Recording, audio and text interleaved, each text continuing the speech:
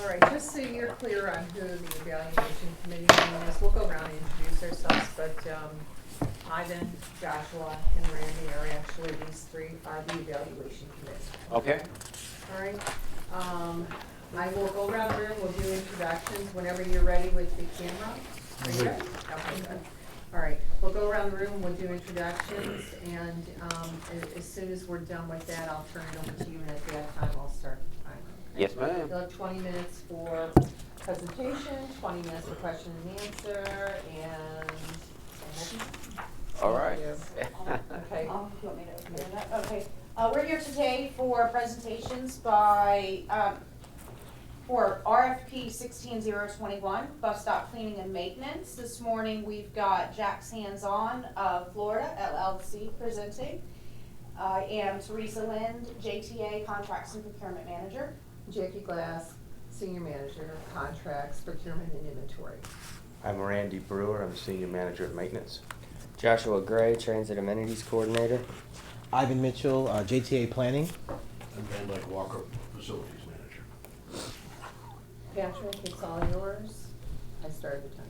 Okay, thank you. Well, first of all, good morning to the board and committee. It is my distinct privilege and honor to be before you guys this day. We'd like to extend again the thanks just for making the selection process and getting this far. What brought us Jacksonville, HandsON of Florida to Jacksonville initially was indeed the bus shelter maintenance contract, which 5 years ago we had the privilege of winning. We've come the last 5 years and pride ourselves in building a good, firm, solid relationship with JTA and all of its members to proceed and go forth in this contract. Again, we look forward to not only retaining the contract for the next 5 years, but well beyond that. It has been a delight for myself. I've learned a lot. We've established a solid team that stands behind me out in the field every day and every night. And our ultimate goal is obviously JTA's satisfaction, realizing that the best shelters, has been told to me and I've come to realize, is the face of JTA. That's how a lot of the public sees JTA, is the quality and the standard of the bus shelters along with the transit buses themselves. But the shelters are a standing landscape throughout Jacksonville, and I recognize the importance of not only maintaining them, keeping them clean, keeping them safe, but just, again, to represent JTA in all that it stands for. So without further ado, if there are no preliminary questions, I will jump right into this presentation that I am thoroughly ecstatic and excited to present. We researched and over the 5 years, again, accumulated a lot of real-time knowledge and real-time information, and the things that sometimes are put on paper are not practically or practical in real-life applications. So I took all the last 5 years, combined them into what I'm going to present to the board today. On the first page in your pamphlet, in your book, and on my slides, this represents Jacksonville as JTA sees it, with north, northwest, southwest, Arlington, beaches, southeast, and urban core. As I go through the presentation, just note that urban core will be on every single slide, and I will explain that why. The bottom is the key. The blue is obviously the north, northwest regions. The green is the northwest, southwest regions, and the yellow, Arlington, southwest, and beaches. This is how we also see Jacksonville in order and planning of the route. It is broken up in 3 different large segments. This gives the best coverage for the entire city, and seeing that every single area is hit in a systematic approach. All of our guys are well trained and have intimate knowledge of the city, of the routes, of the streets, of the times. And one of the things that we actually suggested when we came 5 years ago was, as opposed to running the route in the daytime, which it had been previously run, was to switch it and run it in the evening. There's a lot of benefits to running the route in the evening. One, there are very few citizens or riders who are at the transit stops, at the bus shelters.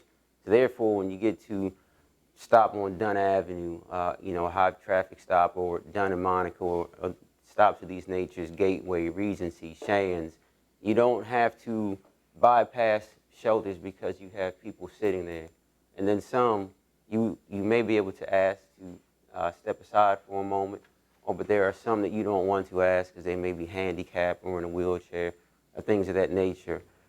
So running the route in the evening I mean between 7 p.m. until complete 3, 4 o'clock in the morning, the shelters are pretty much wide open to be cleaned and serviced. There are no worries with the flow of traffic. We're out of the way of traffic, although we always park off the street. You're out of the way of most of the transit buses running the routes in the evening, because all of them, again, most of that takes place during the peak hours or rush hour, if you will. So without further ado, with that being said, the first objective is to start to service the bus shelters. And we start Sunday to Monday night. And I put Sunday to Monday night because we actually get in our trucks, again, 7, 8 p.m. Sunday night. And then we work through Sunday night into Monday morning. So technically, as far as JTA would see it, is everything would be done in the north and northwest section come Monday morning when the sun comes up. All of these sections are done, like Dunn and Lim Turner, Gateway, Regency, Shands, all the major hubs. The hubs that get done 3 times a week, those are all done. The BRT, which is the newest feature for JTA, and we understand it's not that the BRT is more of a priority than any other shelter, but we understand it is a new piece of JTA, and we want to have great exposure for that. So the BRTs are also included in the Monday, Wednesday, Friday routes, which get serviced all the time. Again, Urban Core gets done every single night. Or every day, rather. The first round happens between 1 o'clock in the morning till 3 a.m. or until complete. The second round happens between 11 a.m. and to 2 p.m. in the afternoon.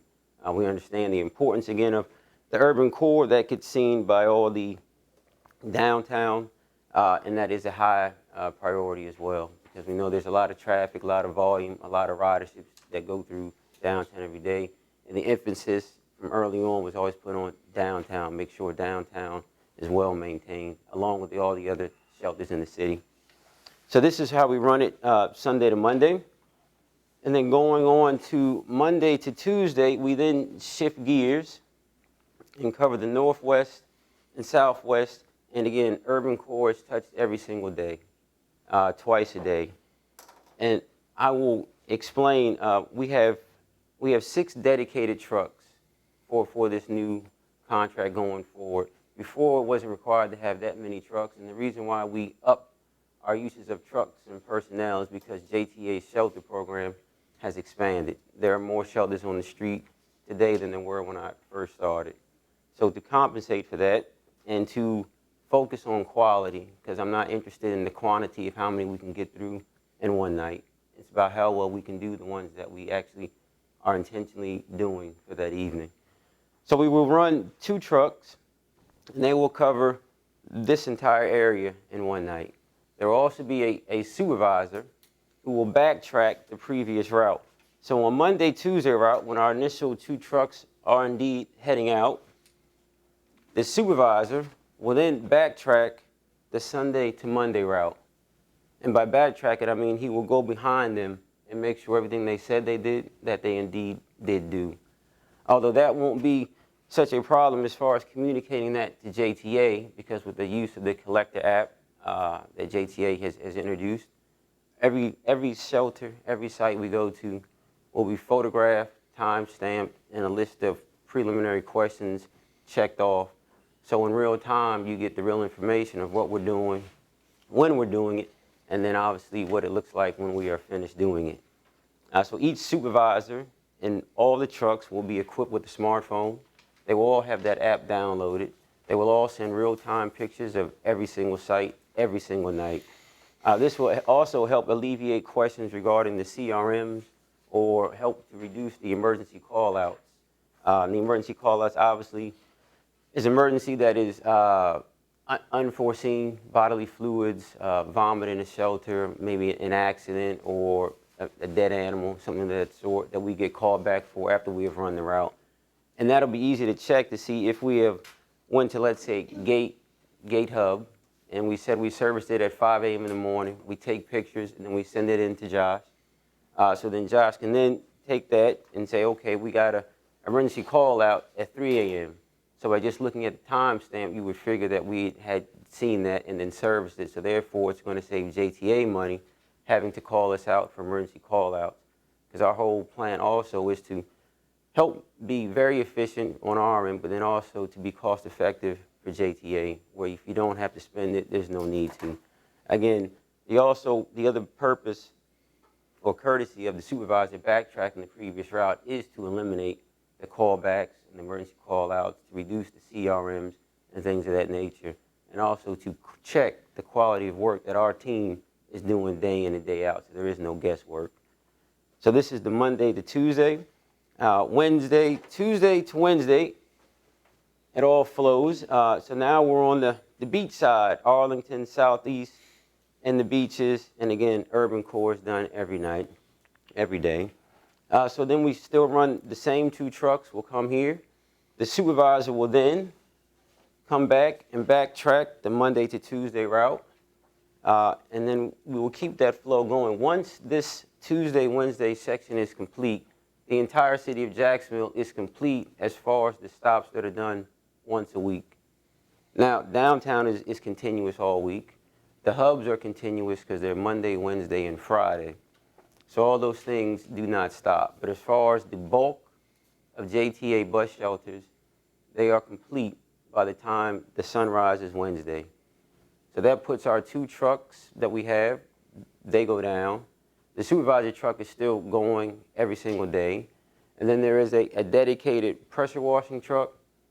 And there's also a dedicated truck that services the urban core in downtown, which I will show you on our strategic chart, and I'll explain it and walk through it in a systematic way that it all makes sense. So if we go now to the strategic route plan, and this is what I like to say is the icing on the cake. This is what we have come to know to work, to be very effective as we have tweaked our route through the last 5 years. So Sunday, Monday, we'll start right there. We have truck 1 and truck 2. They run the city route, which is the first, they run the city route.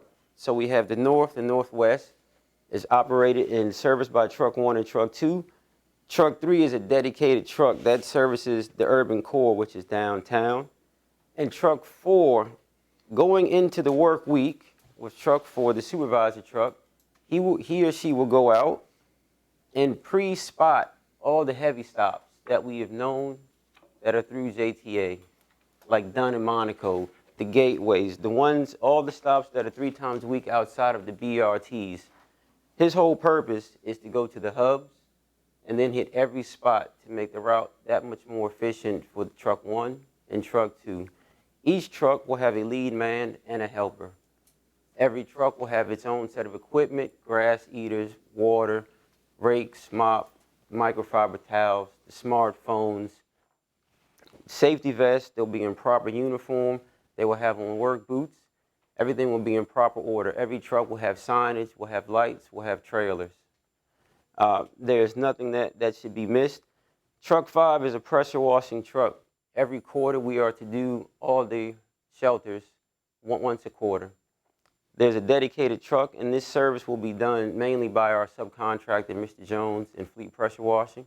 We also have an additional subcontractor, Ms. Martinez from Green Products, who will supply all of our cleaning supplies. So every supply that we use will indeed be biodegradable and eco-friendly. The other truck is truck 6. This is a reserve truck.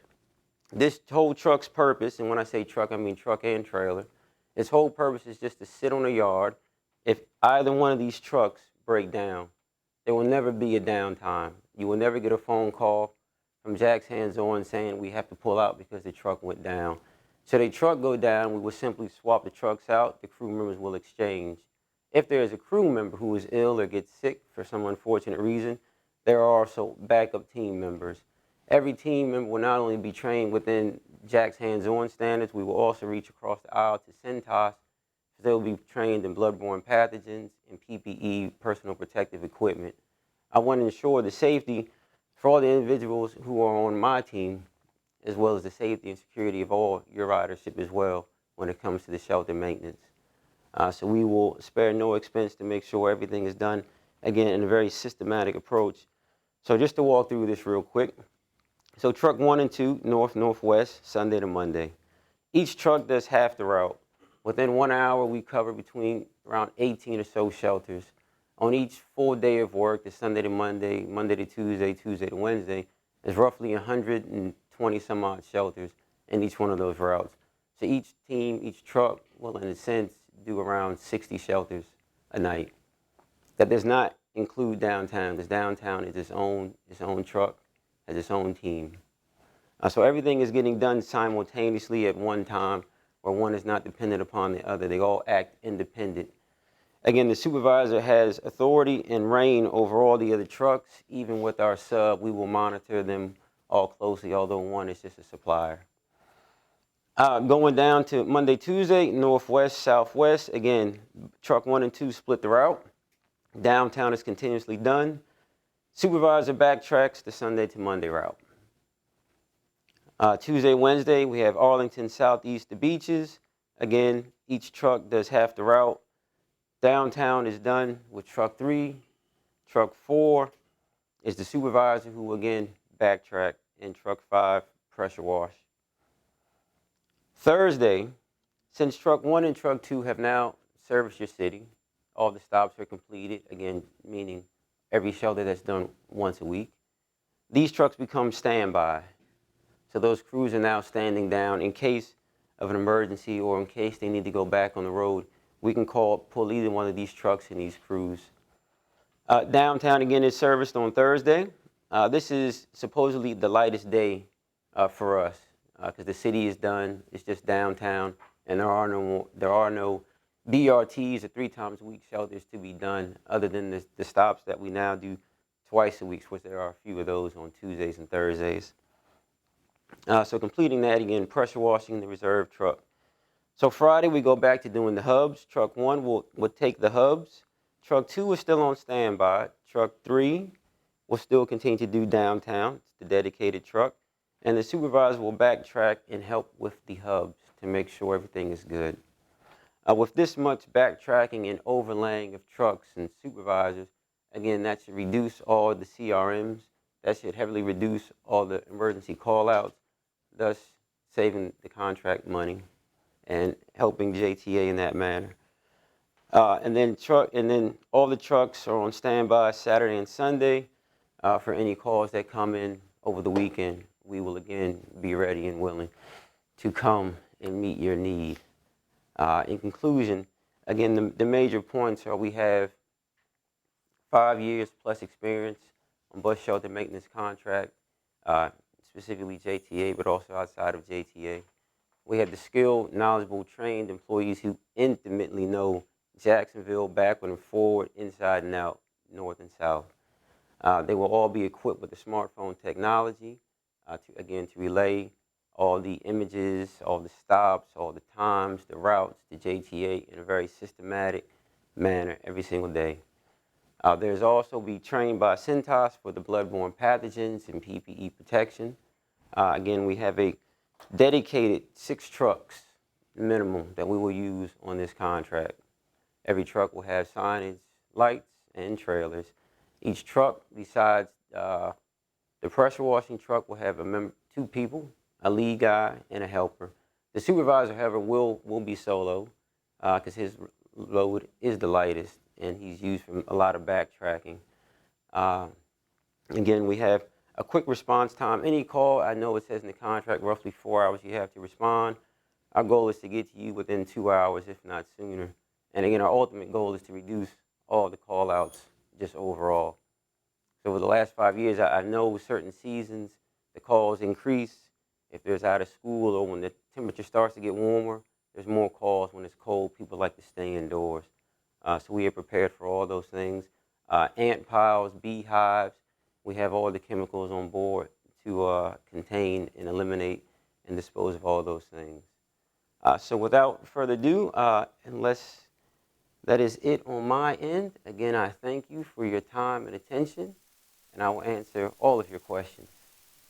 And hang on one second. Before we move forward, I just want to make a note that Florida statutes require that we either publish minutes for what this is, that this is a public meeting, Okay. or that we provide a recording. So that is why the video equipment is here today, and just so that we know that, okay? Yes, ma'am. He finished at 18:25, so you have a little bit over 20 minutes for questions, okay? Okay, I'll go first.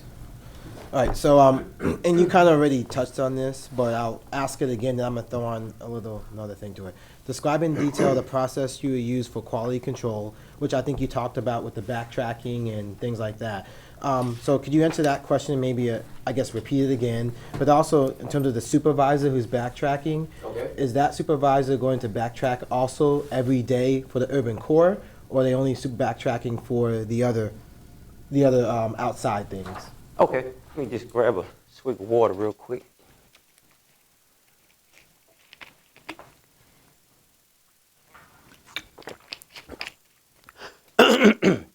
Okay, to answer your question about the Q&A, so again, the main Q&A will obviously be our individual lead guys in every truck. Like, they will be responsible guys that have been with us for years. There is no one new that I would put in a supervisory position or a lead position. The overall route supervisor, his main goal is to, once again, go ahead of them on beginning the route Sunday night, to help them with the heavier stops that we know of. And then once that is complete, he will go back and then follow them the previous night. The Q&A obviously will be from the smartphones in real time that we will send in every single night. And Josh or whomever will get them every morning and be able to attest that the job was indeed complete. And also the main supervisor will backtrack the city route as a whole, and that includes the urban core.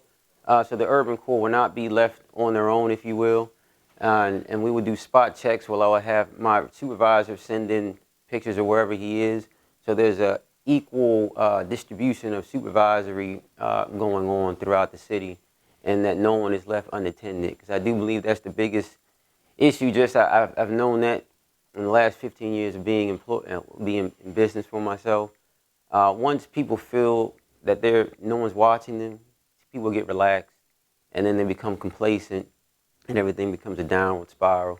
So I always like to stay above board and keep everything steady and keep everything honest. If there's something that, and I get told I told on myself too much, but if there's something that I feel we didn't do, I will let that be known. We have no problem with being corrected, self-correcting. We take criticism, constructive criticism, good or bad, in the same manner. It just makes us better. But yes, everybody will be supervised, and the supervisor will indeed go over everything, every route. Are you willing to negotiate pricing? That is always an option if it comes to it. Rather not, but it's always an option. Right. Are there any other projects that would distract your team from the responsibilities of this contract? Absolutely not. Like, this team is solely dedicated to JTA. There's no other task that they do outside of JTA and outside of this contract.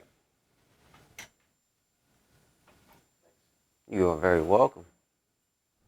How will you ensure that your crew is provided with the necessary equipment and trained properly for the electronic record keeping process? Okay, well, I can answer that. Excuse me. When Joshua brought this to my attention with the Collect app, he gave me a quick tutorial on it. In turn, I went to my guys and I showed them. I have it downloaded on my phone as we speak now. So we will have a class prior to the contract starting. We'll all come in, and if there's questions I don't know or to get familiarity with it, we will go to a shelter. I may ask JTA to come, Josh, to come on out, and then we can actually go through it again just so everyone is synced up in real time. And then we will send the pictures in and make sure they come across. And therefore, we know everybody's on the same page and everything is working and we're all synced up. But in short, we will hold class and give tutorials to make sure everyone has a very firm understanding. Because that's the last thing I want, is just to get out in the field and say, well, it didn't work. It didn't work. I don't know how to do it. No, there's no excuse. We had a class. You know how to do it. You sign off on it. So it'll be a go. So you've experienced this a little bit over the past couple of weeks, but there's quite a few instances where the frequency that we service a particular stop needs to be adjusted. What method of communication do you use with your crews to ensure that any changes within our cleaning schedule are sent down along to them, and that they're always fully aware of what the most current schedule is? All right, so anytime we have a conversation about any stop that requires more servicing, if it wasn't a stop that was originally on there and it began to get increased, like a Dunn Avenue, on the original schedule was scheduled for once a week. Over time, we start to realize, or JTA may realize, the volume of trash being accumulated and the amount of callbacks we have to go to that stop. So once it's discussed, normally verbally first, I'll get an email from JTA, more likely Josh now, and it'll say, increase these certain stops. From that, I just pass it along to the subs, and then I hold a meeting with my guys. We have a round table. I print out every single stop. I print the whole route, and I say, these are twice a week now. These are 3 times a week, so everyone has a very clear understanding. And then I go to each lead, and I ask them, tell me how you plan to incorporate this in your normal route. Because if that stop is on a Tuesday, and you normally run it on a Monday, or you normally only ran it previously on a Monday, but now they want it twice a week, so now that one stop is a Tuesday and Thursday. I asked them how they plan to incorporate that, and they say, well, we'll go to stop A and B, but between A and B, this stop right here, we just pan off and catch it and then come on back onto the main route. So everything will be integrated into whatever JTA's requests or demands are at that present time. And if the need should shift, like, for example, the BRTs were originally not 3 times a week, but I suggested that perhaps it'd be good to get those 3 times a week just for the sake of, again, the face of JTA or the bus shelters. And that was a brand new venture you guys undertook. So we want to make sure it goes off right with the community, it goes off right with JTA, and everyone looks good, and it's a win-win. So by doing it 3 times a week, I don't believe to date that there's been one callback from the BRTs. So little things that I may see or that JTA Josh may see being on the road, we will take those, implement, integrate, and then spread it through the team. Thanks. You are welcome. A problem that many contractors face while working cleaning bus stops is handling disgruntled passengers. How would you advise your team to handle a disgruntled passenger while trying to perform work under this contract? Well, I had a few instances of that happen. Like one of my guys was downtown. This is some years ago, and he was doing the urban core. And there was it was a gentleman. I don't know if he was homeless, but he ended up chasing my supervisor around our truck. So any time that we come across individuals of that nature where the appearance is something may be off, normally times we'll just skip that shelter and then come back and do it. Hopefully that person will have moved on. But if not, we would always ask politely, would you mind stepping aside so we could service this stop?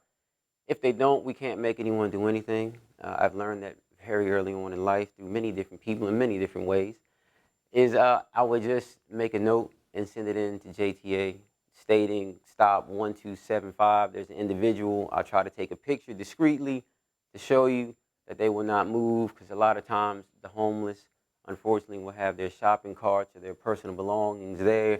And if you touch it, you may be looking for altercation you don't want to have happen.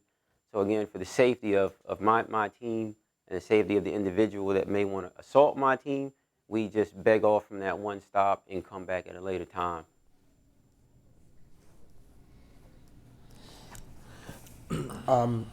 As you know, emergency response is a very important component of this contract. How will you ensure that an issue has been resolved within the 4-hour deadline? All right, so to go back to the strategic route plan, anytime that there's a call out, most of them I'll get early in the morning, most of the times. So we will send, the supervisor will go back, and again, we have enough guys, enough trucks where there's no time, Monday, Tuesday, Wednesday, Thursday, Friday, Saturday, or Sunday, that you will not get a response within 2 hours. There's no spot on this city that takes 2 hours to get to, even if you're in St. Augustine, even if you're in Amelia Island, which is outside of Jacksonville. So even with the traffic that's here, it would not stop us from getting to a call within 2 hours. Again, if truck 1 is en route or truck 2 is en route, which would have to be in the nighttime, which is highly unlikely I'd even get a call, come the daytime, truck 1 and 2 are done, they're down, but the supervisor truck is still out, and then the urban core truck is coming back for the second round downtown, so that would be handled more than likely right then. But let's say a call came in at, I get email at 4 o'clock p.m. I know my trucks are rolling in 3 hours. I would just send them out earlier. One of them, they would catch that site and then just start the route early that night. So they would just fold it into their normal route, just start earlier. Yes, sir. Do your supervisors know how to clean? Are they, like I said, they trained on how to do all the cleaning and stuff? And second question to that is, do their trucks also have all the same equipment to clean? Yes. If they're the only ones, okay. Yeah. So every single truck 1, truck 2, those are the primary trucks. Those are the lion's share, if you will, of the work. Truck 3 and truck 4, and even the pressure washing truck 5, and the reserve truck obviously will have it as well. All of them will have not only the weed eaters, the blowers, the buckets, the mops, the brooms, the rakes, and the rakes are fantastic for getting up all the cigarette butts at the stops. Matter of fact, when I started, I would rake so much that it would start to pull up the grass, and some spots that would have grass would start to become bald over time. Because there'd be so many cigarette butts, like the stops downtown in front of Winn-Dixie, where the tree is by the shelter. You can see the roots now, because how much raking that has been done over the years. So yes, every single truck, every single crew would have the exact same mirror image equipment that they would be able to service all the stops. And no one is getting in any truck unless they've been trained and they know how to clean the shelter from top to bottom. That is an absolute must, and they will all sign off on that. So so there are no people that we will employ that are just out there looking casually like they're bird watching. Everybody is an active participant, everybody will work, everybody can work, and everybody will have been trained to work.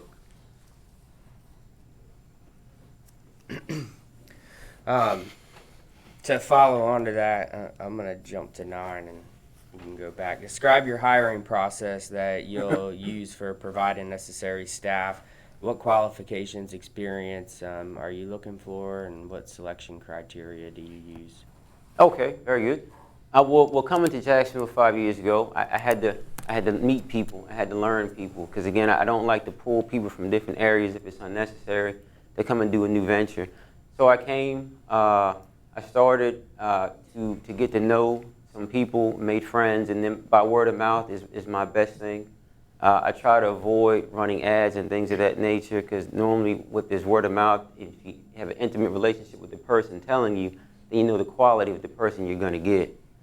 So once I acquire a group of people, then I'll ask them basic questions about the city. One, if they know the city, if they know certain roads, major roads. I know everyone won't know every single nook and cranny of the city, but they have to be familiar with the city. I want them to be local, so they have an invested interest in Jacksonville, that they take pride in their work. Also have to have a valid driver's license. I like to have a clean criminal history, if you will, but we're not opposed to reaching across the aisle, because a lot of our guys in the parent company have come out of halfway homes where we realize that not everyone gets a same shot of contributing back to society if they made a mistake. So we're a company that we are not opposed to reaching back to, as they call them, returning citizens. Because we have a big heart, for that group of people, because like society says you messed up, but then society won't give you a job so you can do right. They want to keep you in the same exact spot. So HandsON, over the 15 years, we've had numerous guys who come out of institutions, have gone on and become very successful, get their own apartments, their own vehicles, and start families. So that's something that we pride ourselves on. But to continue to answer your question, yes, I will bring them all in. We'll go through an initial screening interview, just speak to them. You can get a feel for people once you speak to them. And I will put them in a truck. We will go on the route, and I'll say, I want to go here, but the next stop, I want to go here, but stop, at this spot. From Gateway to Sands, I want you to show me the quickest way. Now, I'm going to show you the right way that we do the route and see if they can mimic that. Not only that, once the person is hired, they have 30 days to know the route completely, back and forth. I will get in the truck with them. If they miss more than 5 stops, their job is no more. So everyone gets 30-day grace window. After that 30 days, if they miss on the test, then they're no longer with us. Because that is important. Because once you guys say, hey, okay, HandsON, you guys have it, go, you're entrusting me to run the city and to make sure every single shelter is hit every single day when it's supposed to be hit. And if it's not hit, then we have to go backtrack. So I don't want to do backtracking. I want to make sure when I say, JTA, the stop is done, that is done. Not guessing and saying, I think it's done. But then again, with the apps and the phones, there is no question that that stop is indeed done. So they have, again, initial screening. We talk to them, take them on route. They get the rhythm, and then we test them again to make sure they can stay on the team. And there is no person who runs any truck unless they've had time with me. And I have enough guys now where all of them have multiple years. There is no one who works for me right now in the city on this contract with JTA has afforded us the last 5 years that is new. Every single person has at least a minimum of a year. The most senior one has been with me 4 years. Oh, not counting Mr. Jones, the sub. He's been with me the whole time, and his crew. In the event of inclement weather or staff emergency time off, what procedures are in place for completing that missed work? Okay, so if there's a hurricane, which we had to have a contingency plan, if some storm, whatever, may come through the area. First off, we'll always check the weather a few days out, and then I'll just put the guys on notice. Hey, Tuesday it might be a hurricane, might be torrential downpours. We may not be able to work. That's not a problem. So if that shit happened, I would again notify Josh, send the email saying, hey, it started to rain heavily, or this, that, and the third. Or if JTA knows, you may advise me, say, on this day, just beg off. I've never had that happen in the 5 years previous. We've had some nights where it's rained very hard and we pull the route short. And then in that case, we will go back the following morning when the weather's cleared and then just run that route in the day. So for example, if we only got through half of the route Sunday to Monday and it started to rain, so half of the half, if that makes sense, a quarter of the route was not done, or half of it was not done, then we will go back early the next day, the following day, and then complete that route. So the guys will just work longer in that span of time. And then with the reserve truck, we can get an offset crew to also help aid. So we have, instead of 2 trucks running that day, we would have 3 or 4 trucks running that day to make sure we catch up and stay on track. Which one did we skip? We have about 4 minutes left. Number 8. Okay, number 8. What safety equipment and training will be provided to your crews? Okay, safety equipment. Every single truck will have a first aid. All the phones will have preloaded. Well, 911 is obviously the obvious answer for any definitely emergency issue. But as far as cuts or burns, everyone will be trained again by Centos with PPE, bloodborne pathogens, first aid, medical use of all the kits. We also have cones on the trucks. We will have again the amber lights to keep them safe. Everyone will have reflective 3M vests, so they will be easily visible in the evening. Every shelter, well, a lot of them, if they're not individually lighted, they have street lights, so they'll be well seen.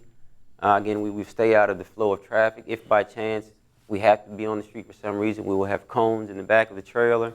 As far as one of the guys in the truck can be a watchman and watch, because what I found is a lot of people like to walk at night in Jacksonville, and they seem to come out of nowhere. And so we will be very vigilant. They will also be equipped with flashlights if there's a dark area, but there's none to my knowledge anymore in Jacksonville as far as the bus shelters are concerned. But we definitely want to make sure everyone is trained with their first aid kit so they can treat any cuts or scrapes with weed eaters and random things. Sometimes glass gets kicked up, and they will also have on safety goggles when they indeed use the weed eater, because those things do fly.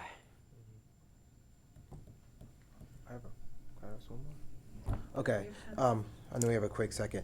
And maybe you guys currently do this, so I don't know, but are you guys willing to report other issues?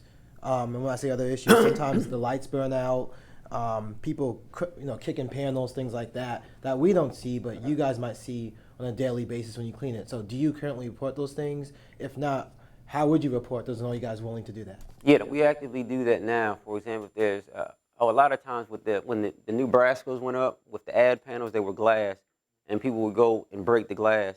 So even if that stop wasn't on our route that day, or if it was, we would send a picture and say this stop 123 on Dunn Avenue has been broken out or it's busted, and then we clean the glass up, and then normally JTA will turn around and it'll put a new plexiglass or another glass in that frame.